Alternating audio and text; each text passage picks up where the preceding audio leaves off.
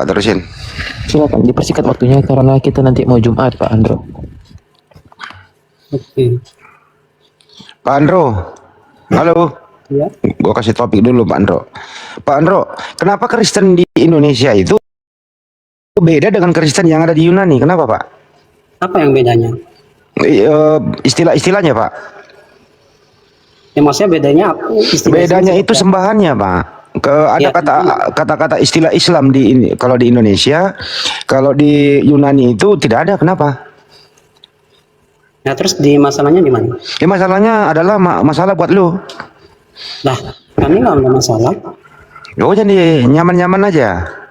Ya, kami nggak masalah. Yang penting semua menyembah Yesus. Apa yang menjadi masalah? Oke, baik. Kalau kata Allah di Bible itu siapa itu? Ya, alasan sang pencipta. Siapa itu? Allah Elohim. Bukan Yesus. Ya Yesus, di dalam Yesus. Dia Banyuwangi gimana ini Banyuwangi? Pusing nih. Coba terus Banyuwangi. Baik, sebelum saya menanggapi ya informasi kepada sahabat-sahabat yang ada di bawah. Kalau ada orang mengaku makrifat masih main sosmed, itu bullshit. Bullshit gitu. Kalau ada orang mengaku sudah sampai level makrifat, masih ikut ribut-ribut di sosmed, di TikTok dan seterusnya, itu bullshit. Itu ular berkulit biawak. Kita juga belajar tasawuf. Tujuan kita juga menjadi sufisme. Ya. Jadi kalau ada orang mengaku-ngaku bahas Islam tentang makrifat dan seterusnya, berarti dia tidak mengerti tentang tangga-tangga sufi, tidak mengerti tentang tajalli dan seterusnya. Belajar dulu baru keluar kandang. Jangan Anda membawa satu materi tentang Islam, mewakili Islam, tapi pemahaman pribadi tarekat yang tidak berkesesuaian dengan dicontohkan oleh Rasulullah. Jadi gini sahabat-sahabat, terkait dengan saudara Kristen ini, adalah hal yang perlu Anda pahami. Tidaklah mungkin Kristen itu mempertahankan perjanjian baru dalam bahasa asli. Catat itu.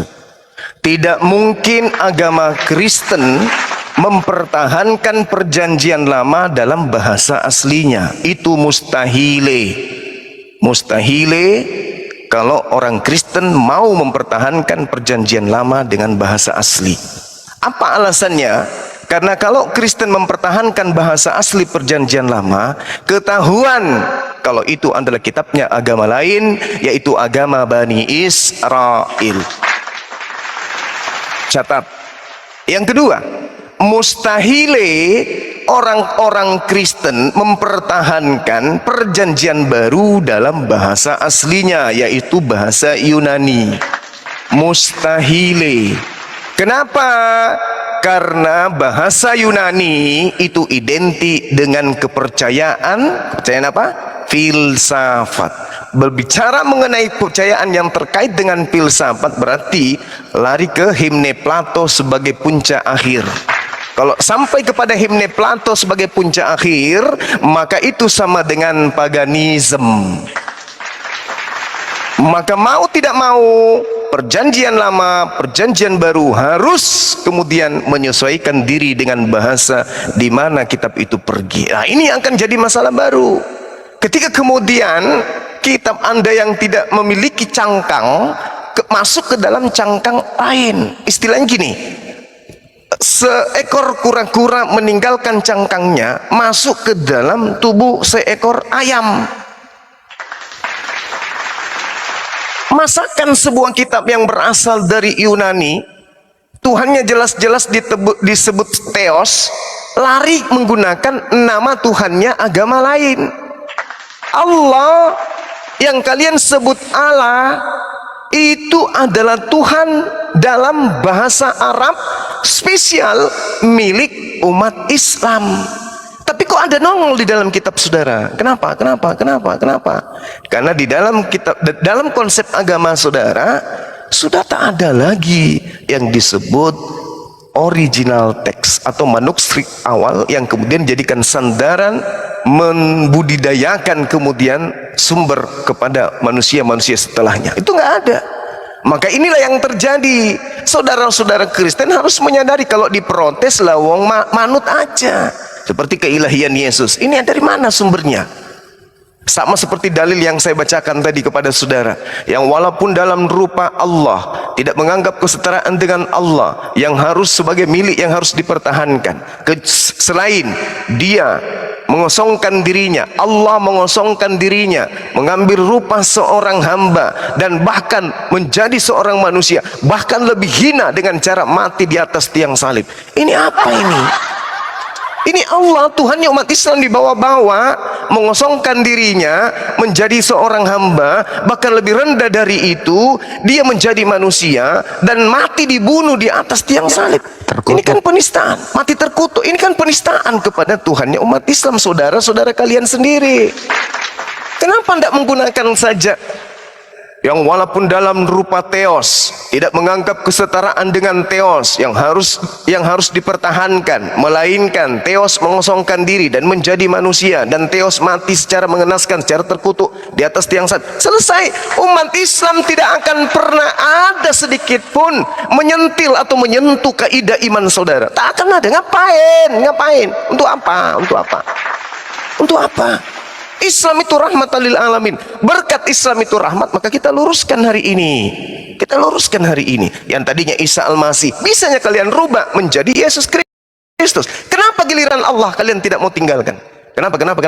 Apakah karena kalian sudah sadar bahwa Tuhan yang benar itu adalah Allah? Kalau sudah sadar, lepaskan identitas keilahian yang ada pada manusia Yesus. Kalau memang sudah sadar. Tapi selama belum sadar,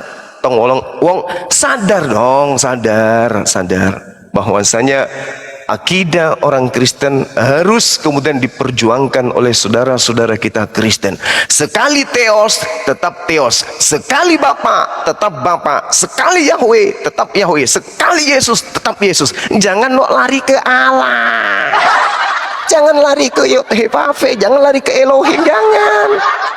Tetaplah dengan kekristenan kalian. Kami bangga punya saudara yang beragama dari Roma, dari Vatikan. Kapan lagi? Dari Islam dari Timur Tengah. Kalau Kristen dari Barat. Bangga kita. Ternyata di sini ada agama bule yang masuk di Indonesia, kan gitu. Jangan malah ke Islam-Islaman, karena negara kita ini adalah negara majemuk. Banyak agama yang ada di dalamnya, sehingga jangan dibingungkan generasi kita berikutnya. Ini yang mana yang benar, ini kok sama-sama Allah Tuhannya? Jangan. Tetaplah dengan kekristenan. Kristen itu agama yang cantik, agama baik, agama modern, agama yang penuh dengan kebaikan. Ya udah, gunakan seragam kalian. Kami hormat, kami santun kepada kalian. Penyembah-penyembah Theos, semangat pagi, apa kabar, semangat siang, dan seterusnya. Tapi kalau kita, wahai saudaraku penyembah Allah, aduh apa penyembah Allah, Allah ibumbung, Allah ibumbung, gitu-gitu. Janganlah. Coba ini nasihat supaya kalian tokoh-tokoh agama seperti Bom in the Gang, berhentilah itu menyebut kata Allah itu, berhenti. Ya, oh nggak bisa bang, kalau bang Suma mau protes sana, oh nggak bisa kayak gitu. Andalah sebagai yang mengaku anak-anak Theos, mengaku sebagai anak-anak Tuhan, yang memiliki kedikdayaan dekat dengan Tuhan, karena kalian memiliki roh halus yang kalian sebut Roh Kudus itu lagi. Itu yang harus kalian sadari sendiri. Jangan nunggu perintah, jangan nunggu kemudian Departemen Agama. Anak-anak Tuhan yang penuh dengan roh halus lah yang harus menyadari itu. Begitu loh, ya, supaya Anda sadari bahwa mari kita beragama sesuai dengan agama kita masing-masing. Kita menggunakan identitas agama kita masing-masing, supaya harga diri sebuah agama itu bisa tercermin dari perilaku keagamaan kita sendiri yang terbersit dari cahaya yang muncul dari kitab yang kita anggap suci. Jangan dari KBBI. Gitu, lanjut. Begitu Bu Andrew, punya jati diri dan harga diri. Silakan. Oke. Ya, tadi Bang Juma ngomong panjang lebar dan teman-teman ngomong panjang lebar mempermasalahkan, terutama mempermasalahkan tentang menggunakan kata Allah, ya. Terus tadi harus konsisten dengan agama masing-masing, tidak mencuri agama orang atau istilah-istilah agama orang, harus saling menghormati. Gini ya teman-teman muslim, seharusnya gini, kalau kalian mengatakan itu bahwa kita itu harus Islam tetap Islam, Kristen tetap Kristen, tetapi nyata faktanya ya dari umat Muslim juga sering membahas Kristen. Apa yang dipermasalahkan? Ya kata Allah itu. Lah, terus kata Allah itu kenapa dipermasalahkan? Oh ya karena itu milik Islam. Dan Allah itu berasal dari mana? Dari bahasa Arab. Iya kan seperti Quran, dari Al-Quran. dari bahasa Arab.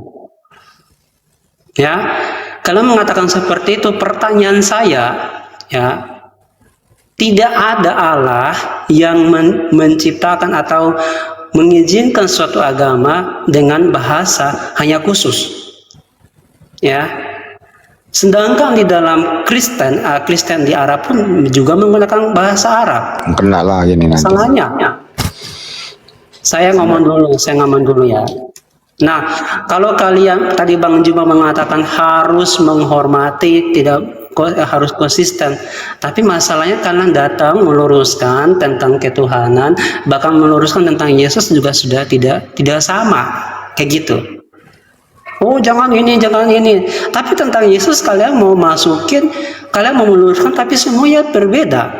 Contoh, kalau Bang Juma membawa satu tokoh, contoh tokoh yang bernama Bunda Rahmah, contoh ya.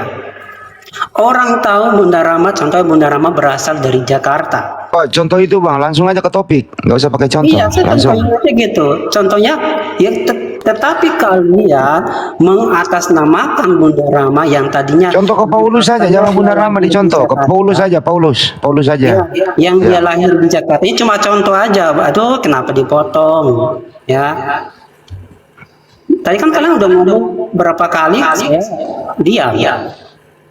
Nah, jadi di situ kalau kalian membawa satu nama yang harusnya sama dengan nama itu, kisahnya sama, jalan ceritanya sama, tapi masalahnya berbeda. Nah, kalau bilang berbeda pun bingung juga dengan kalian, ya. Meluruskan kata Yesus. Kami mengakui Yesus adalah Tuhan.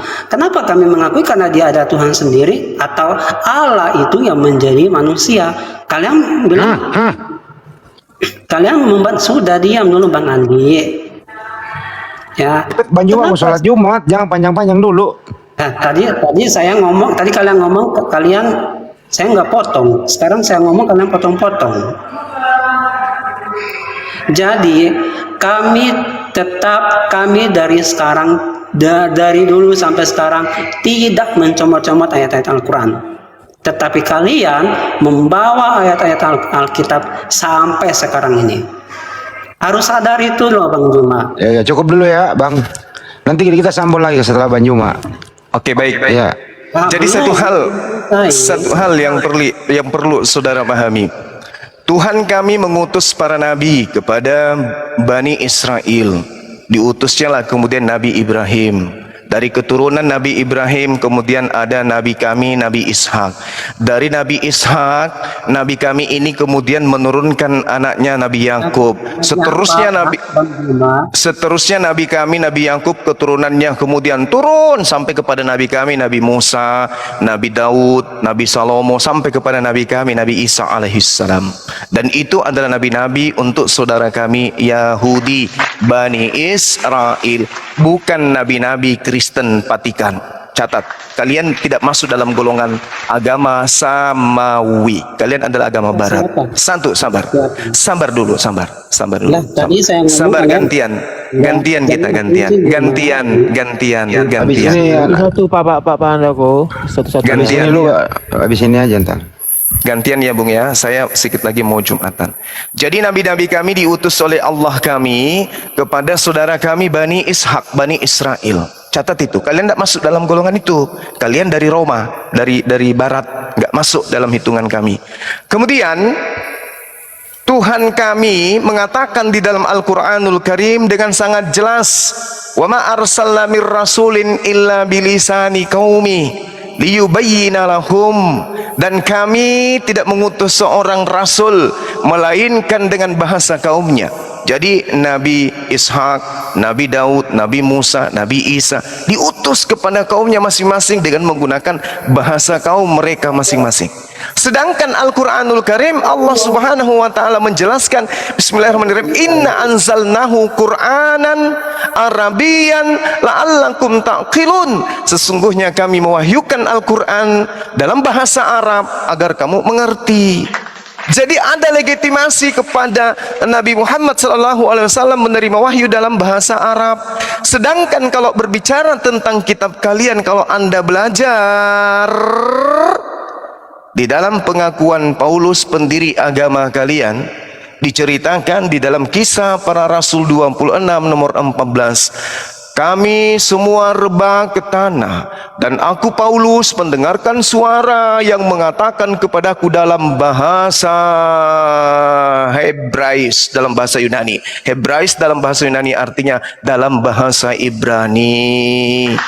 Jadi Paulus, pendiri agama Kristen di Antioquia, mengaku dengan mulutnya sendiri menerima dan mendengarkan suara dari langit dalam bahasa Ibrani. Pertanyaannya mana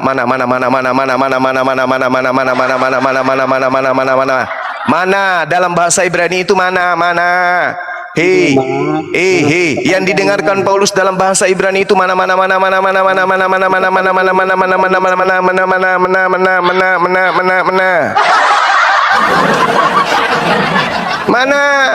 Mana kitabmu yang diterima? Galatia 1, aku heran begitu cepat engkau berpaling kepada Injil-Injil yang lain. Oke, Injil yang Paulus terima dalam bahasa Ibrani mana 7.000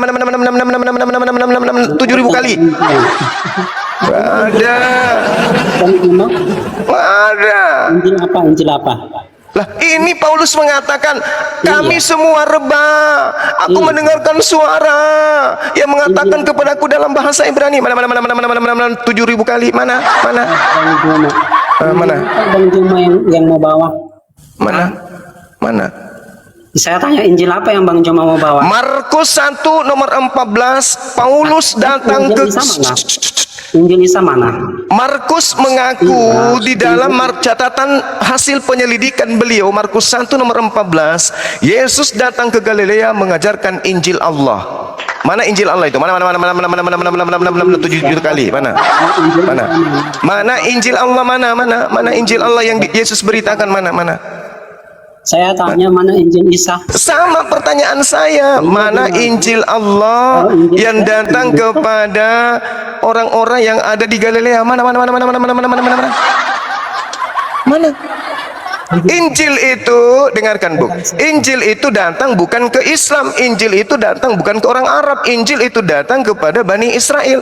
Kalian mengaku sebagai pelanjut Bani Israel. Saya tanya, mana Injil Allah yang Yesus ajarkan ke Galilea? Mana 7 juta kali, mana? Injil itu disebarkan di seluruh. Nggak nyambung ini. Enggak nyambung. Udah selesai ya. Silakan teman-teman sekalian, kalau ada Airben lagi ke sini atau ada si bom ya silakan silakan sahabat. Taruh. Iya. Taruh dulu, Andro. Diam dulu bentar ya. Metro. Diam dulu bentar. Mana? Sabar dulu. Ada nggak Injil Isa itu? Kalian pakai Injil dalam Alkitab? Justru kitabmu mengatakan Yesus datang ke Galilea setelah Yohanes ditangkap di penjara. Dia memberitakan Injil Allah. Saya dong yang harus nanya, mana Injil Allah yang datang di Galilea itu? Mana?